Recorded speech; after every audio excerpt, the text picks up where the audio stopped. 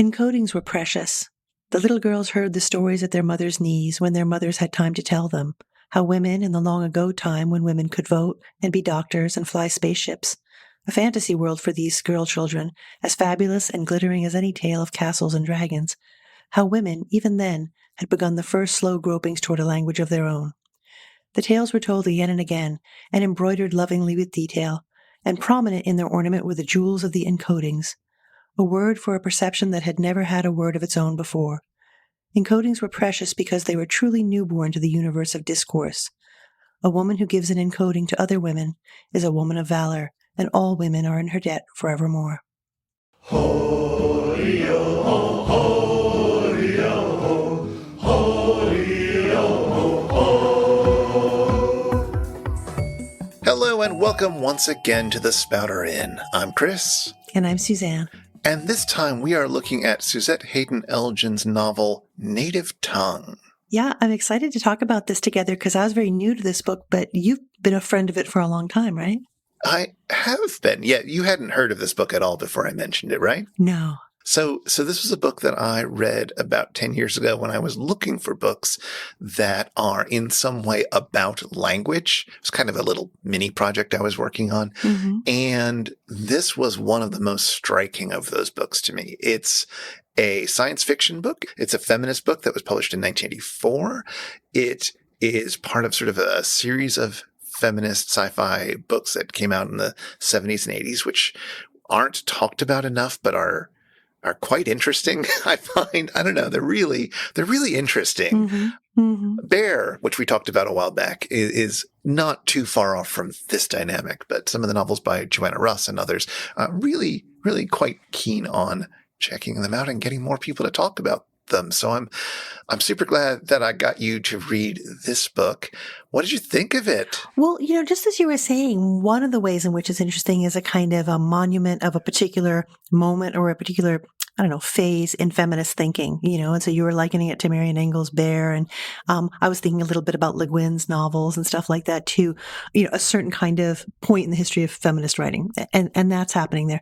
But the other thing is, as you were saying just now, it's an incredibly interesting account of how language works. And I've read other books that give you a sense of how language works, but because in Elgin we have somebody who's a trained researcher in linguistics, the level of detail and complexity is really alluring. Like the world building here is fantastic in terms of language, especially. Absolutely, yeah. I will say it's not a great book in terms of its plot or characters, I would argue. It's okay. It's fine. Like, it's acceptable. It's okay. The world building is cool. Yeah, but all of those are in service of the world building, and that is really fascinating to think about. So I look forward to getting into it. Should we say a little bit about Elgin to start with, just because I feel like her own background really gives insight into the world that she builds? Absolutely. So Suzette Haden Elgin was born in 1936 in Jefferson City, Missouri, and she got a PhD in linguistics at UC San Diego. She wrote 2 dissertations for some reason. This is very unusual. She wrote one on English and one on the Navajo language, which is interesting to think about how that might have helped influence her fiction writing, because she started writing science fiction in the 1970s while she was at school in order to help pay for her tuition, which I guess is a thing you could do in 1970. You probably couldn't easily do that now. She also wrote other types of work, including poetry, and she founded the Science Fiction Poetry Association in 1978. She's mostly known for 2 things. One of them is a book that she published in 1980 called The Gentle Art of Verbal Self-Defense. This is a sort of self-help book that offers paradigms for understanding modes of rhetorical dominance, how people dominate other people rhetorically, and offers suggestions for how you might counter them. It was very popular and led to about 20 or so spin-off books like, The Gentle Art of Verbal Self-Defense at Work, things like that. Which is just parenthetically super fascinating, because in this novel, we see people basically doing that, that is gently managing aggression through language. So that's so cool. Yeah, it also catalogs the various types of aggression that people do, so you can sort of recognize it and better understand where they might be coming from and what to do about it. And I think this book offers a lot of different people being aggressive as part of that thinking. So that came out a few years before this novel did. And this novel and its sequels are the other things that she's known for. So Native Tongue came out in 1984. Its sequels were The Judas Rose from 87 and Earth Song in 1993. And if Tolkien wrote his novels as an excuse to play with the languages that he'd invented, his Elvish and so forth, so too did Elgin. She made a constructed language called Laadan as an explicitly feminist project, as a feminist language that would help women express things that are difficult to express in other languages. Mm-hmm. Yeah, like she expected it to actually be programmatically used, hopefully, like to have legs. Yeah. She wanted it to be a real world thing. And she wrote these books as a kind of political thought experiment to see what this would be like and how this would manifest itself in the future. But she did actually make the language and publish it. A first dictionary and grammar of Laadan was published in 1985, revised a few years later, and a third edition came out in 2019, just a few years ago, after her passing in 2015, but put out using some of the work that had been done on the language since then. Laadan was constructed in order to test or to work with what is called the Sapir-Whorf hypothesis, or the weak version of that hypothesis, which is that linguistic categories and usage influence thoughts and decisions. In other words, it's easier to express a thought, and you're more likely to express that thought if you have a word for it. So once you have a word like microaggression, then you might see microaggressions more easily and then be able to conceptualize them, be able to deal with them, etc. So if women were able to better articulate things that affected their lives, they might have more political agency and power. Although the language was never meant to just be spoken by women. She talks about that a bit in the sequel to this, in The Judas Rose, thinking about what it would mean and how wonderful it would be when boys also were able to articulate these things. But it is, feminist and women-centric in that 70s, 80s kind of way. Yeah, and one of the way language plays out in the book, really interestingly, is in terms of gender dynamic. And that's, of course, the most important way it plays out.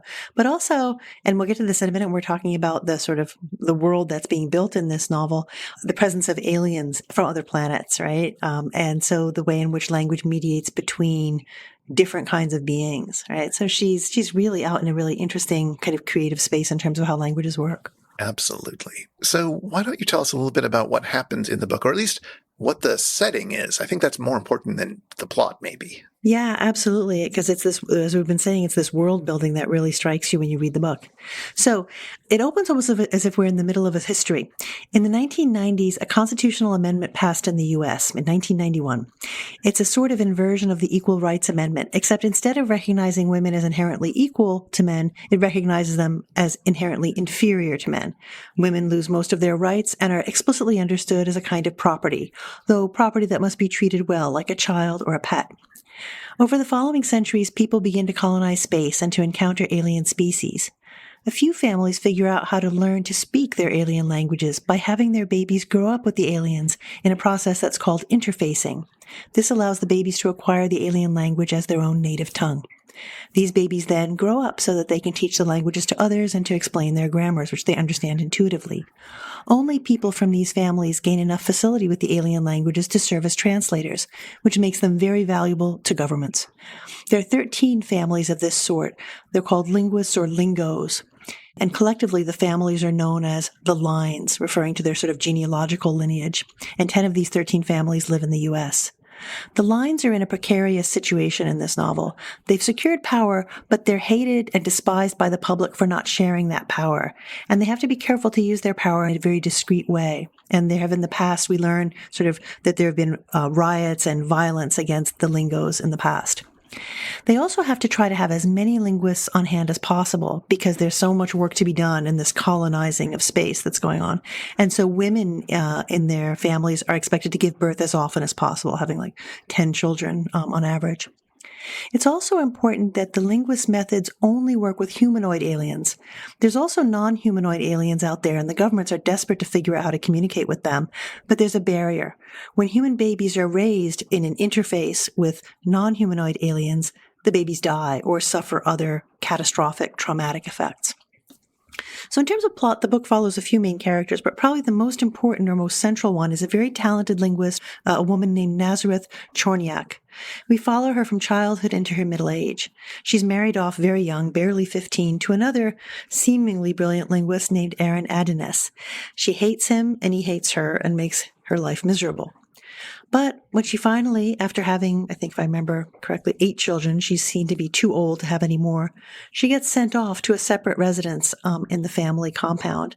The place is called Barren House for the quote unquote foolish women who are no longer of childbearing age are working on a project in secret. They're making an artificial language for women that's called Haden.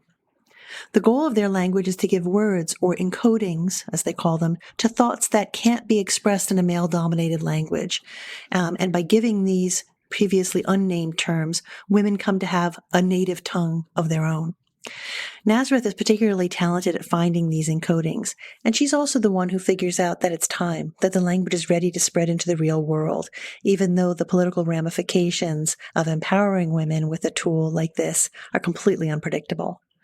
So one of the things that's neat about the book is the way in which you can tell she's reaching toward a sequel at the end. Like you get a sense of a big narrative arc, and then you start seeing the tendrils that are leading into the next phase. So I guess if you like series, that part of it is really appealing. But if you're somebody who likes a complete and closed narrative arc, the end is a little, I don't know. It left me a little ambiguous. Yeah. Fair enough. I have now had a chance to read the sequel and to start in on the third book. I haven't gotten very far in it. And I'll bring some of that up and maybe talk about it a bit more at the end of our talk. Good, yeah. I do want to clarify one little thing, although this might be key. It's not that the words, the encodings that Haden incorporates can't be expressed in English. It's that it's real hard and it takes a long time. Circumlocution. Yeah, like there's not a term. Yeah, I know exactly. And these are things that typically, at least in Elgin's point of view, women are likely to express, and therefore the men with the power will get frustrated with them and say, well, what do you mean? Just say what you mean. The language is streamlined for things that they would want to say in the ways that they would want to say them. And so women have to just spend forever trying to put the words together. And you see this come up a few times over the course of the book. Well, sure, right? Like, because, there are things that the men see as important and things that are unimportant, things that are central and things that are peripheral, right? Things that need to be said and things that shouldn't be said. That's what gives you the need for the encodings. So this was your first time reading the book. What struck you as particularly interesting about it? I think 2 things. One that was super interesting, of course, is language and the way it works, the way it gets kind of anatomized, and not just in terms of like foreign languages, that is different languages on Earth and then different alien languages, but also the ways in which people speak to one another. And particularly the women in this book, the way in which they use language defensively to manage their welfare and the welfare of their loved ones in a world where they're tremendously disempowered. And even the men who are part of the community of lingos, they too have to use language in a particular way, in a way that manipulates the other people, like, I don't know, you call them regular people, to maintain the welfare of their community. So in other words, it's not just about language in terms of translation and moving across languages, but also how language works in society, I guess. And I found that really, and the other thing I found really interesting is the family structures, like the ways in which people have bonds of different kinds. Sometimes they're kind of adversarial or competitive bonds. And you see that especially in the male characters. But among the women who are, again, disempowered in this world, there are all these intergenerational relationships, which I found super interesting, like the kinds of bonds that women form with one another under straitened circumstances. Yeah. So the way that they depict the linguists is very interesting because they have, as a set of families, happen to get some power and are holding on to it as much as they can. They don't share this technology, this ability to raise their children speaking alien languages and then becoming interpreters for the government. That whole thing is theirs, and they make a lot of money off it in government deals, and they get a lot of power from being in control of all of that. And they don't want to share that, but they have to manage it really carefully. And so as a group, they've become hyper competent at power games, about power games in language and in body language. That is sort of under that umbrella as well. They can read and manipulate body language tremendously. They can just shift their body position ever so much to show tremendous dominance and make the person they're speaking with suddenly feel very insecure, unless they've been trained in how to talk to a linguist. And this plays out also in the women of the group, who aren't supposed to be in this society as powerful, but they are sort of unnaturally good at this as well. Yeah, they're always carefully managing the expectations and the perceptions of the people they're talking to, whether they're other lingos or whether they're outsiders. And, one of the things, you're bringing out just now how lingos have this kind of precarious hold on power in a certain sense in this culture, but they're also kind of vulnerable. Like they live in tight-knit family groups in single large dwellings or like compounds, partly, I guess, to control the families and control the women and children in particular, but also defensively. That's how it got started, was because they were incredibly vulnerable and being attacked. There was violence against them in the past. And so they're both powerful and always in danger. I guess that's the sense we get. Yeah, they're people are resentful, civilians, so to speak, are resentful of them and have built up a whole mythos around them and weird superstitions about the linguists. What do you think about the ways in which children are depicted in this book? Oh, it's fascinating. It kind of comes to a head in the sequel as well. But even in this book, it's really interesting because living inside these linguist families is a full-time job, or more than full-time job, really. You are from childhood, from infancy. Your time is deeply regimented. You are spending some time in what they call an interface, which is basically a room with a partition. The alien's on one side, you're on the other side, and you talk to each other for a few hours a day. And their whole days are structured. Like, it's not just the time in the interface. Like, the whole time is incredibly structured from infancy on, right? Exactly. And you're surrounded by other children and other adults who are deeply invested in this lifestyle as well. In the sequel, in the Judas Rose, they allow the first non-linguist to interface with an alien and learn the alien language natively and become an interpreter. And a few children undergo this process, but none of them stick with it, or almost none of them stick with it, because they don't grow up in this hothouse environment. They're not growing up in this cult-like culture where everything is about language and everything is about understanding alien languages. And like, that's just the world. You have to fully believe that in order to make it as a linguist. It's just too much otherwise. Well, I think that's right. I mean, it is kind of cult-like, it's one, but there's also this kind of joyfulness that these people take in language. And you see this in the adults to some extent, but you see it particularly, I think, in the children. There are a couple of passages that really bring that out. There's one neat one when they're developing this language, this Laden, for this language of women, and it's starting to get disseminated. This is fairly late in the novel. And one of the older women says, "I thought I had a decent proposal for a word and I suggested it, and one of the little bits corrected me." "Corrected you?" the other one says. How could that be? Did you make an error in the morphology?" And she says, "Of course not. It was a perfectly good Laden word, formed in accordance with every rule. But she did. She said, 'Aunt Susanna, it could not be that way. I'm very sorry, but it would have to be this way.'" The other one says, "And she was right?" And they talk back and forth. And one of them said, "It's not possible." And then the first one responds, "No, but she said, 'This way my mouth knows that it's right.'" So there's this kind of exuberance in the way that children are connecting to language. And there's another passage that happens a little bit earlier in the book where children are described as coming in and spending time with the older women, the old ladies, the grandmothers and grandaunts in the Barron house. And the children come over to practice language with the old ladies. And it's just this charming kind of exuberant passage where the children are kind of full of enthusiasm. And so I mean, it is absolutely cult-like and weird, but inside that world, there are these little patches of brightness. One of the patches of brightness comes in the Barron house when you look out a window and you can see wildflowers and woods and so on. They've kind of made sure to set it up so it's even though they're living in a very deprived way in some ways, they've maximized their capacity for joy. And language functions like that in this world too. So it's like oppressive, but with windows to it, so to speak, in this metaphorical sense. Absolutely. And yeah, you've touched on a number of things.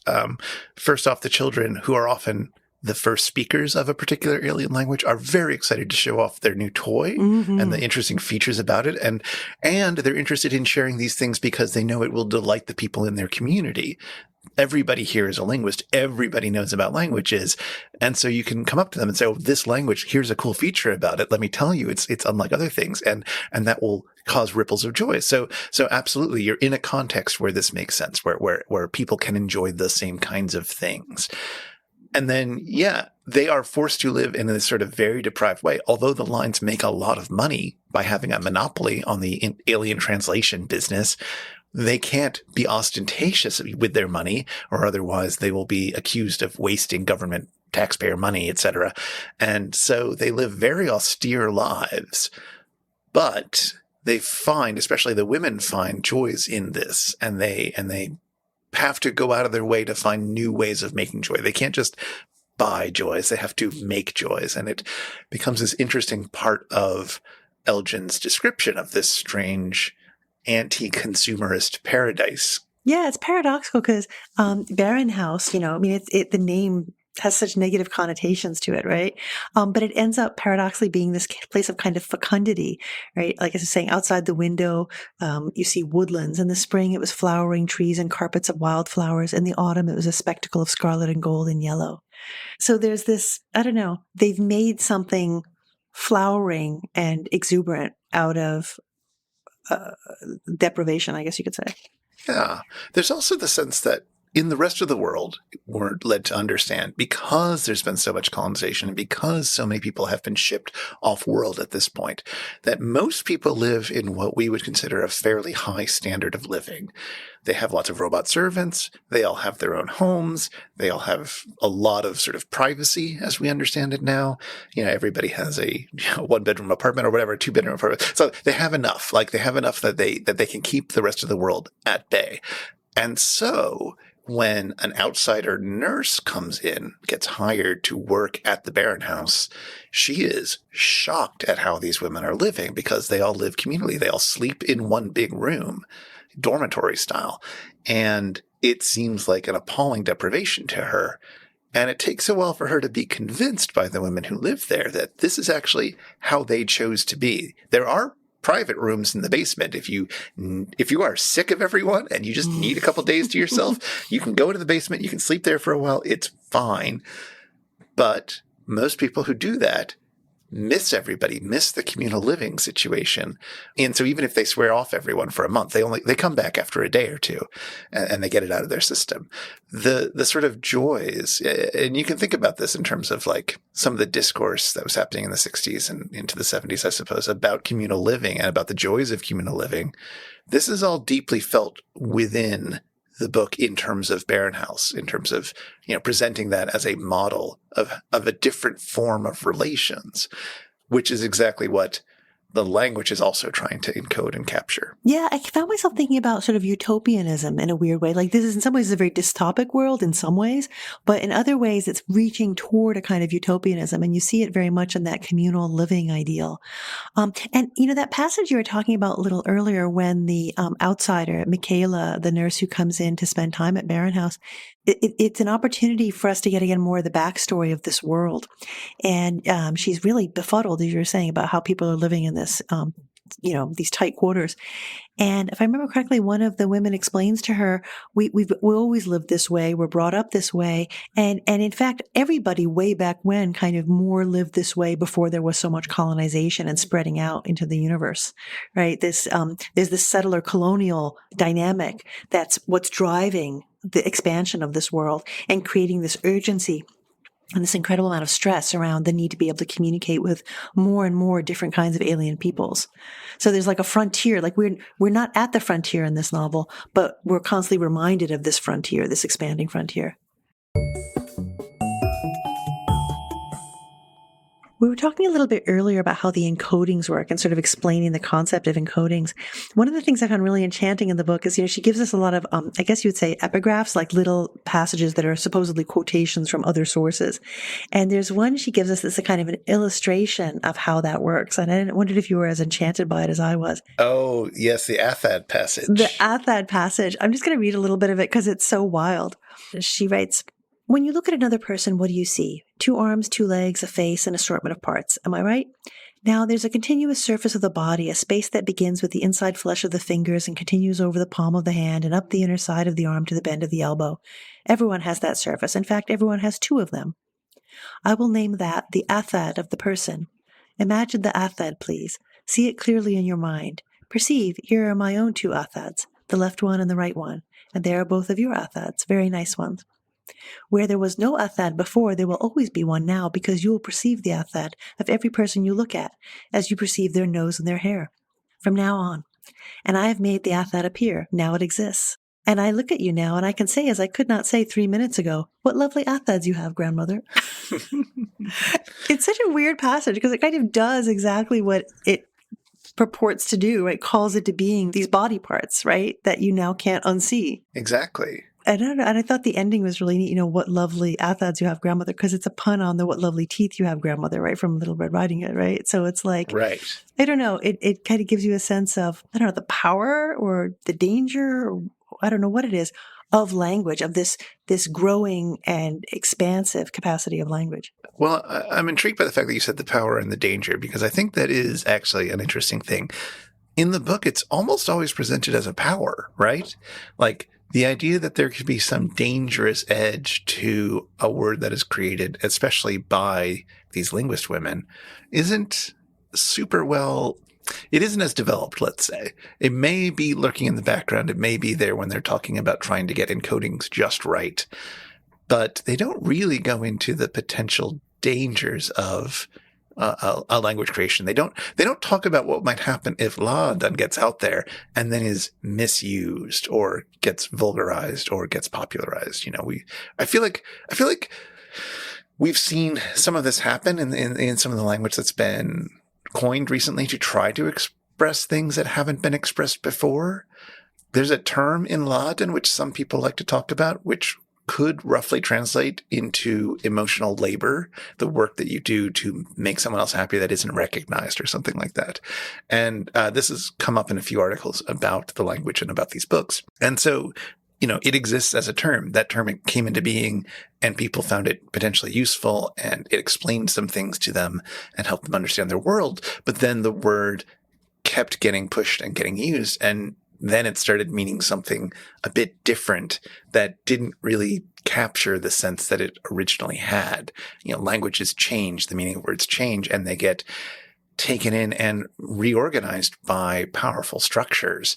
And this book doesn't seem to acknowledge that could happen to Laden. Yeah. Laden's threat is that it'll be destroyed. It'll be erased by the men if they find out. Not that the men will somehow co-opt it and make it something else. Yeah, like there is that whole, I don't know what to call it. There's this utopianism around Laden and this danger that it's going to get squeezed out and destroyed, right? There's that kind of dramatic background, right, to it. But there's also, I think, throughout the book, this sense that language is a complex tool and many times a weapon. It can be an offensive or a defensive weapon, and it can be incredibly dangerous in unpredictable kinds of ways. And we see this in a lot of different manifestations throughout the novel. The most violent of which is when there's efforts made to put babies into these interfaces with non-hominid aliens. And the government is like, just keep resolutely trying to do this. And they're basically not just killing, but like destroying these children in the most violent and awful kind of way. And there you see basically the, I don't know, explosive nature of language, right? The way in which there's so much potency and so much potential for violence in it that it destroys, right? But then also in the interactions between different people. So the men who are part of the community of lingos and then the other men who are, let's say, in the government, you see that kind of parrying and sort of fighting through both spoken language and body language. And you see it again with the men and women who are in the community of lingos. And there, it might sound funny to say that the women are kind of using weapons because they seem so frail and so disempowered within the community.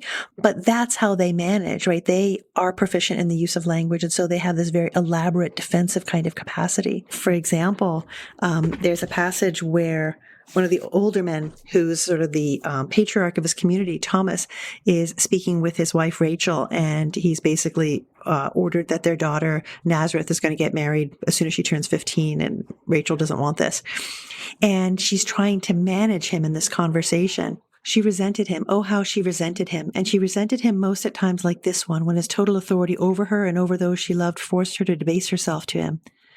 She had no other strategy available to her. She erased the anger from her face, erased the scowl to which he had objected, and let her eyes fill with the soft, puzzled tearfulness that was considered appealing in women. She disciplined herself to beg. And that's just like one little passage. There's many, many of these in the book where the women are kind of performing fragility and performing weakness in a way that is protective of themselves and of others. But like I said, that's where I get the sense of like language as the thing you use aggressively or defensively. And there's an interesting thing to note with that as well, which is that she is participating in a thing that a lot of the women in this book participate in, which is using language to defuse and control men. Mm-hmm, mm-hmm, mm-hmm. And this is sort of a tactic that women talk about. It's something that Nazareth, sort of our main character, is not proficient at all at. She's terrible at it. She's absolutely terrible at it. But that makes her really unusual. Uh-huh. Everyone else figures it out either through I don't know if it's quite through sort of a whisper network of lessons that the women of the lines, the linguist women get when they interact with the Barren House women as they're growing up, through that, and I guess through their parents as well. That's sort of where they learn this skill. Mm-hmm. But outside of the linguists in the civilian world, there are institutions that women go to become marriageable. Mm-hmm. And in these institutions, they are taught how to placate and be the perfect wife, but that includes self-protection measures. That includes sort of understanding what you need to do to make it through the end of the day of placating your husband. And some women are better at that than others. We follow one woman who is particularly good at that sort of thing, named Michaela. But what I find particularly interesting about this is that even though these networks exist, even though these women are proficient at it, the men in their lives don't recognize the possibility that they are good at this sort of thing very often. They see them as children, basically. Yeah, it's inconceivable because women are quote unquote inherently inferior in the world of this book and in the sort of common understanding of this book. They can't possibly be doing that effectively. They are always going to be bad at that sort of thing or have a tell or something like that. And so even though they know these women are coming from institutions where they have been trained in these kinds of arts to be a perfect wife, etc., or are coming from the linguist families where they are incredibly proficient at rhetorically using language and body language and all this in order to dominate, it's something that the men can't accept or see that the women are able to do. Because their comfort relies on them not seeing the apparatus, right? There's a great little passage where Michaela's being described with her husband, Ned. This is very early in the novel. And it really lays out the performance and the willing belief on the part of the husband. If Michaela thought that he was boring and pompous and interminable in a wind balloon, no tiniest flicker of that judgment had ever showed on her face or in her body or in her words. Michaela always looked interested. She didn't have to answer him because he didn't have any desire for conversation. He just wanted to be listened to, attended to. But when she did answer, her voice never carried any of that taint of impatience and boredom that so irritated him and others. Michaela listened, and she laughed at the lines that he considered funny, and her eyes brightened at just the places where he meant the tension to build. And she never, not once in 3 years of marriage, said, "Could you get to the point, please?" Not once. She hung on his words, as he wanted them hung on, not slavishly, but tastefully. That was the difference. I think it's such a great passage, right? Because what the pleasure comes from the invisibility of the performance. You know what I mean? The seamlessness of the performance, right? The naturalness of it.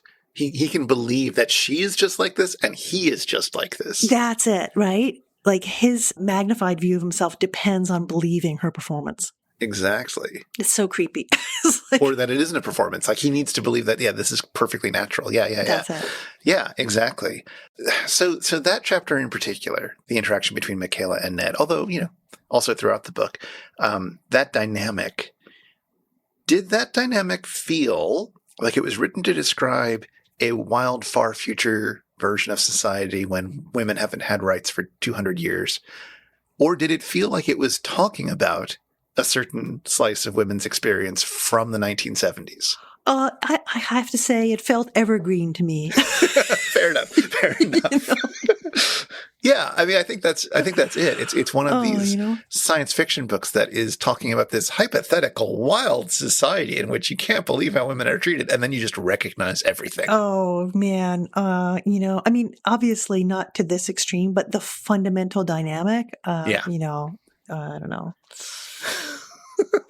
So how did that feel? I guess as somebody who, has experienced more directly, let's say, the blunt of misogyny that this book constantly presents, right? Like as a narrator, she is fully invested in this. And even the women who perhaps don't fully buy into the women are inherently inferior thing, but they do still kind of like that. They're still hovering in their consciousness. Like everything is written as if that were a given in this society. How does that feel to read?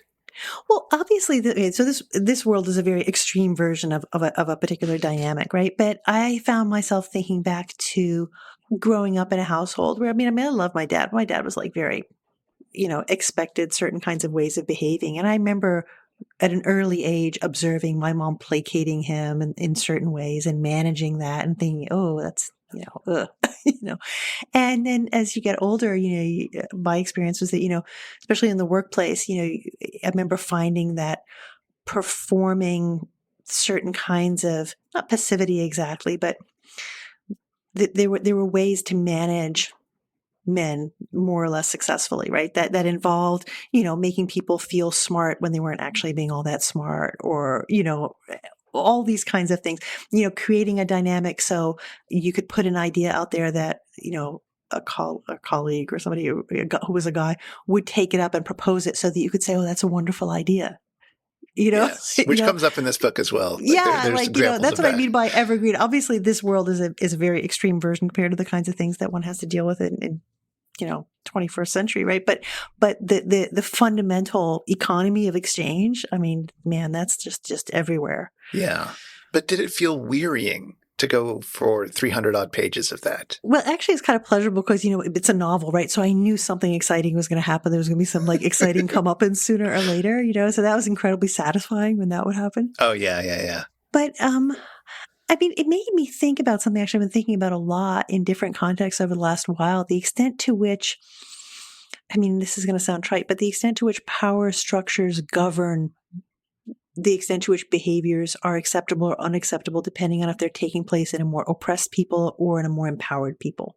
Okay. So, for example, the ways in which feminism functions in this book as a way of, as a ground for the assertion of identity, it's very 1970s feminism, right? 1970s, early 80s feminism, right? And it's predicated on a certain way of thinking about sex and gender that I think is very far from where we are right now. Yeah. And so the limitations of that are a little bit troublesome. I would say they're troublesome from our vantage point. They sort of work within the world of the novel because women are in this incredibly disempowered kind of situation. And you can see it in the context of 1970s feminism, right? Emerging from really difficult political situations, a moment when the fact that the ERA was dead, for example, had become evident by the time this novel comes out, right? Right. I found myself thinking about the extent to which, and it's a little bit like you were mentioning earlier, Marian Engel's Bear. It's a little bit like that, where there's certain aspects of the gender essentialism that are a little uncomfortable, I think, for us now, but you can see the moment they're coming out of. Yeah, absolutely. I think the other thing that's a little bit iffy when reading this book, and I think might be a little bit worse in the sequels, is the way that what we would now call intersectionalism plays out. Racism is gone in this world. Yeah, there's nothing. Because if a culture doubles down on sexism, then it doesn't need racism, seems to be the thesis, which is, I don't know. I don't know about that. There are a few other prejudices that sort of play out in similar ways. But yeah, of course, issues of, gender nonconformity, trans identities, things like that just simply don't exist. That's not even touched on here in any way, right? It's not even. You don't even see like gayness, right? Except there's like 2 moments I noticed that I was like a little bit like, what's going on here? Yeah, there is the specter of effeminacy certainly exists because men are very much, tied into very masculine roles. And especially within the linguists, men have to be dominant. That is absolutely their job. It's ultra patriarchal. Yeah. Yeah. So, and they have to perform that constantly to the outside world. And in their domestic spaces too, right? And in their domestic spaces, absolutely. So there is a lot of anxiety around appearing effeminate, but you don't meet any actual gay people. No, I thought the relationship between Nazareth and Michaela was a little like there was something going on there. Like there's nothing explicit, but I thought there was a kind of attraction to one another that was expressed sort of in embodied terms. Like there's nothing sexual by any means, but I remember being struck by this. That's kind of something is almost happening in the novel there, I thought. Yeah, the scene where they first meet, which I think it would take far too long to explain, but the scene where they first meet is kind of the first time that someone treats Nazareth like a human being. And expresses a lot of tenderness and fights for Nazareth. She's at a hospital, basically. She's being picked up from the hospital by Michaela. And Michaela fights for her basic human dignity in a way that no one has before and is very tender towards her. And that scene is, I found it unexpectedly touching. Mm-hmm, mm-hmm. Yeah, me too. Because you've seen Nazareth be beaten down so much over the course of the book. And then you've seen Michaela be very severe in terms of how she is dealing with her situation, how she dealt with her terrible husband and how she dealt with the linguists that she ends up working for and so forth. Like she has been, fierce and rough and hard-edged, and yet she is incredibly tender suddenly towards someone else. It's a lovely little moment. Yeah, there's that moment of tenderness, and then there's another one a little bit later on when, I don't know if you noticed this one, where Nazareth is sort of recovering and she's still very thin and Michaela's looking at her. She looked her over thoroughly in the morning light. Still much too thin, she thought, much too thin. The gauntness was still obvious. Her hip bone stuck out still. I won't eat more, announced Nazareth with determination. Don't bother instructing me. I eat enough already. Hush, said Michaela, and laid a gentle finger to Nazareth's lips, getting a kiss for her trouble. She moved her hands to trace the stark cheekbones and narrowed her eyes to study the face. Yes, she was too thin, but the look of intolerable strain was gone. There was a touch of color in her cheeks. It's a weird moment because it's a tender moment, and here Michaela is like in her sort of nursing role, like a kind of nurturing nurse role, but it's also like quite very tender in a way that really picks up from that scene you were describing. And so that's what I mean by these moments that are like touching on something else. Yeah. I think overall she's striving to depict a kind of intimacy between women that, at least in her world, can't exist between women and men. Mm-hmm, mm-hmm, mm-hmm, mm-hmm. And it is specifically a physical but non-sexual intimacy. Mm-hmm. I think that's exactly right. It is all about touch. For example, there are these robots that basically act as nurses for everyone. But in the Barren House, they don't use them. They've refused them. And it's because they value human touch. They find it therapeutic and nice.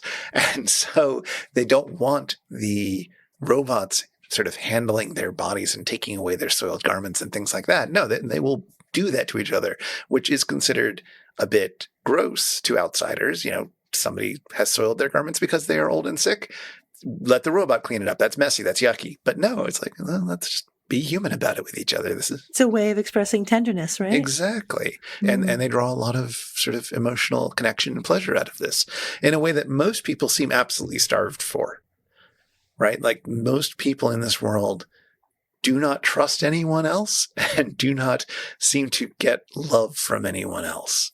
Women are mostly stuck with their men, and the men, while they have a bit more freedom, don't really have any freedom to express themselves. They're constantly fulfilling their role as being the man. Yeah, I mean, they're violent and awful, but at the same time, they live these terrible lives, right? I mean, they're empowered, but they're like clearly not they're not happy in any sense. And I think, this intergenerational quality that I was mentioning earlier is very much part of that sort of embodied tenderness that you were just describing. One of my favorite passages is one that describes the old ladies and the children. And it says, on almost every bed, sitting most carefully on the edge so that they would not joggle bodies already stiff and aching, were the little girls. They came running all day long in flocks back and forth between the two buildings. And every patient, unless she was so ill that she could not participate, had 2 or 3 little girls of various ages perched on her bed, holding her hand and talking by the hour. If one left, another would come at once to take her place. And it just goes on. It's such a tender scene in Barren House. There's one other thing that I'm kind of curious about what your take was, if you have one, which is the role of the aliens. Yeah, I was really fascinated by this. It's kind of like, I don't want to say underdeveloped, but I mean, it's not developed in this book in a way that it may be in the sequels. Right. And we get little glimpses into the different kinds of classifications of aliens, like hominid and non-hominid, and the kind of dangers that might pose. And we get a little glimpse into the work of the translators when we see Nazareth at work as a translator, when there's a delegation of people, I forget the name of the aliens. G-Lods or something like that? Yeah, it's something like that, G-Lods. And you get a little bit of a glimpse into these sort of complexities of the interrelations of people from these different worlds. And it's really tantalizing. I'm like, oh, more of that, please. I'd love to see more of that, especially because gender enters into this one occasion when the delegation from this other planet, they send their females rather than their males.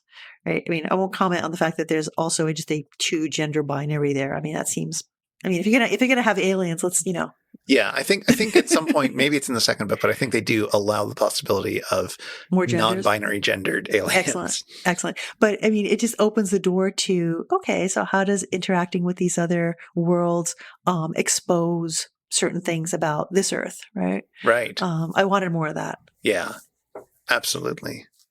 And also the fact that there's danger to the aliens. There's this one really striking moment when the dangers of the interface, which are usually experienced by the babies who are injured or destroyed by the encounter with non-hominid aliens. There's one occasion in the book when it's the alien who's actually injured by the encounter in the interface. So the aliens are vulnerable too. And I feel like that's, again, a tantalizing hint of what this world makes possible. The world building of the novels. Yeah, it's interesting because we get some alien contact. We get the idea that the aliens don't necessarily agree with the humans that they're encountering with. They don't agree with the sexism of the humans, for example. But we also don't get in this book very much of other countries and other cultures on Earth. No. They exist, but we don't touch upon them, and we don't touch upon any fundamental differences between them and our American characters. No, we hear the names of all the incredibly wide range of languages that are spoken, but we don't get any sense of the other cultures at all. Yeah, and we do hear at some point that there are languages that aren't gendered, in other words, that don't distinguish between what we would say is he or she, which is an interesting point. But yeah, we don't explore that very much. They go into it a bit more in the later books as they go into a little bit more with the aliens, but we don't see it very much here. And it serves as, if nothing else, it serves as a reminder that there are more possibilities for how life can be constructed than we have imagined. And yet, even in the face of that, it seems like the people in this society can't imagine another way of being. Yeah, no, I think that's right. Speaking of things that are, very imaginative and things that are sort of more conservatively imagined in this novel, what did you think about the way religion worked? Because it seemed to me there was a potential for there to be a much more capacious and adventurous kind of encounter with religion, but instead it's really all about Christianity and the ways in which it reinforces patriarchy. Right. Well. The second book is called The Judas Rose, and you might suspect maybe that's going to go into a bit more about religion, and it does. But it is still largely concerned with Christianity. And I assume that's largely because she is writing about the culture that influenced her the most. Mm-hmm, yeah, she's reflecting the America that she understands back at it. And, somebody who grew up in the 30s is less likely to have encountered a great variety of people, I suppose. It is unfortunate. Like, it's one of many spots where this book and its sequels could be richer if it, again, were more intersectional. Well, like, for example, the book's published in 1984, right? It's like 5 years after the Iranian Revolution, right? So surely she's got some sense of fundamentalist Islam, at least, as a potential frame of reference. And she's clearly choosing not to give us that. Like, it would have been very easy to have the vision of patriarchal religion draw on these other features. It would have been really easy to do that. And she's clearly chosen not to, which I thought was an interesting move. I think, based on the other books, that even though she doesn't handle things as well or as nuanced as I want, she isn't going to make that kind of rookie mistake. She isn't going to present Islam as just a fundamentalist patriarchy of a religion. In the third book, in the little bit that I've read, there are some descriptions of Native American peoples, which are seemingly not as ideal as you might want, but are also not as bad. In fact, make fun of the sort of bad things that you might expect, where the linguists have very stereotyped ideas of what Native American culture is like and how to interact with people respectfully. And it's just like, these crazy white people, why are they doing this? That's interesting. Is the response from the, I believe, Navajo characters. So it is interesting. Like she's, it's not irredeemable or anything. It's just, you do wish that it had gotten a little bit deeper into that. Yeah. Well, like we were saying before, the world building is fantastic. The book is absolutely worthwhile just for that, I think. I think so, too. So I wanted to wrap up by just checking in and talking about what else we've been reading lately. And I'll start because what else I've been reading lately are the sequels to this book. Yeah.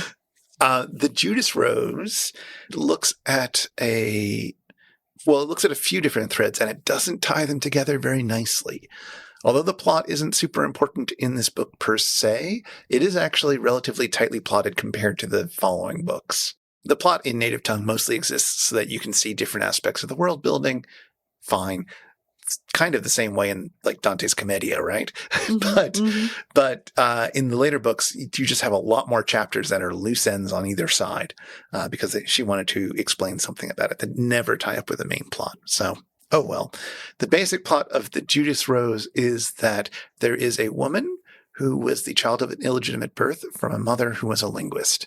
And she is birthed at a place, at a nunnery where they take care of these sorts of things, and grows up within the Catholic Church, within the monastic tradition, and is tremendously good at her job, so to speak. She still has all the linguist trappings of being very good with languages, very good with interpersonal communication, etc. And so she's put in charge of a special project, which is that Laden has sort of leaked out a little bit. The women of Baron houses have been translating the King James Bible into Laden, and they start performing ceremonies where they are using, the Psalms, etc., in Laden instead. And this becomes very popular amongst non-linguist women because it just sounds so beautiful, because it's a beautiful language. It's designed that way.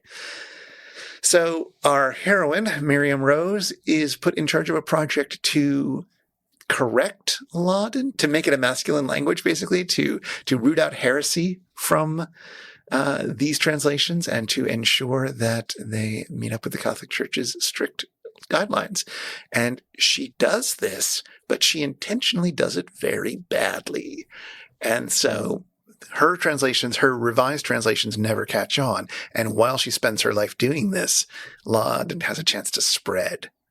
So it's that's the basic plot of that. The third book, Earth Song, which I've only started dipping into, is all about what happened when all the aliens decide that they don't want to deal with humans anymore. Oh, I can't blame them. Yeah, humans are too violent. The aliens are far too advanced. And it's one of those scenarios where the aliens, are waiting for the humans to become less violent so they can become part of the galactic family, so to speak. And they are failing at it. And now will the linguist women be able to intervene in time to make men and humanity less violent? It feels like at that point, Suzette Haden Elgin was feeling a bit down about the success of her project. She gave herself 10 years for Lawton to start having political impact in the real world, and it didn't, because 10 years is not nearly enough time for that to happen. No. But it seems like she got very sad and depressed about this and decided to write the book in which Lawton was kind of a failure. and what the implications of that would be. Well, one of the things so interesting about the way in which language functions, in the book we read together, but then also from your description of the sequels, is the way in which it's almost like an organism in itself. There's a passage in native tongue where I think Michaela is having languages explained to her, if I remember correctly, and she's learning about a pidgin versus a Creole, right? So it says this. Say that the conquered speakers of English for some reason became isolated from the rest of the world. Say they had children who were born hearing the pidgin and grew up using it and perhaps began to prefer it to English. And by the time they had children, it was the only language the children heard, and it became a native tongue for them, for the children. Then it would be what is called a Creole, Mrs. Landry. And it would be a new real language. It would develop then like any other language, change like any other language, behave like any other language. And this idea of like developing, changing, behaving, right? It's like an organism. And I get the sense almost in the way you're describing it in the first sequel, especially that, it's going out and doing stuff in the world, right? And the people aren't even really controlling it anymore. It's doing its thing. Yeah. Yeah, no, I think that's right. The people are being very careful about it, but they're not really trying to control it, or rather, we can't, right? The Catholic Church tries to control it, but it doesn't work. But that's also due to some, very intentional behavior. That's what I've been reading. What have you been reading? Anything interesting? I've just started a book that somebody recommended to me recently. It's called The Seed Keeper by Diane Wilson. And it's basically a novel that's about women in a Dakota family who pass on seeds generation to generation. And it's sort of a family history and a history of a region of the land sort of told through that passing on. So actually might resonate in some interesting ways with some of the issues we've been talking about around family structures and women's intergenerational relationships. But I haven't got too far into it yet, so I can't tell you much. Okay. All right. Well, you'll have to tell me where that goes. I will. Well, listeners, this episode came a little bit later than we were hoping for. This is technically our October episode, but I don't think it'll take us quite as long to get to our November episode because we're doing something significantly shorter and something which I think both of us, and perhaps you, listener, have read several times before. T.S. Eliot's The Wasteland. T.S. Eliot's The Wasteland.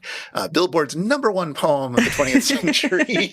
Also, it'll be really neat to be, because we've been talking about language, right? Like we were talking about this in connection with Tolkien's writing. We're talking about this in connection with Elgin's native tongue. It'll be neat to think about the way languages function in there. I think that'll be really, I don't know. It'll look quite different, I think, on the heels of the reading that we've been doing together. Sure, T.S. Eliot was too lazy to make up his own language, so he had to turn to Europe and other places to take their language and see what he could do with those. No, it was okay.